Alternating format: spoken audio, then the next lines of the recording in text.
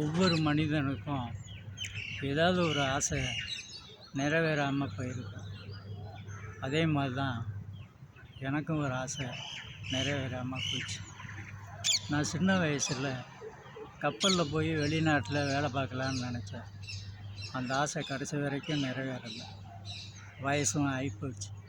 என்ன பண்ணணும் ஒன்றும் புரியல. அந்த ஆசையை நிறைவேற்றுறதுக்காக நான் டெய்லி காலையில் இந்த குளத்துக்கு வந்து ஒரு கப்பலை செஞ்சு அதை தண்ணியில் விட்டு அது போகதை ரசித்து பார்த்துக்கிட்டு இருப்பேன். அது எனக்கு ஒரு ஆத்ம திருப்தி. கப்பலில் தான் போக முடியல, கப்பலை செஞ்சாவது தண்ணியில் விட்டு அதை போகதை பார்ப்போமே அப்படின்னு டெய்லி நான் அந்த குளத்துல தண்ணியில் விட்டு பார்த்துட்டு போயிட்டுருக்கேன். இந்த ஆசை ஒன்று தான் என்னை இன்னியும் அந்த கப்பலில் போக முடியலையே அப்படின்னு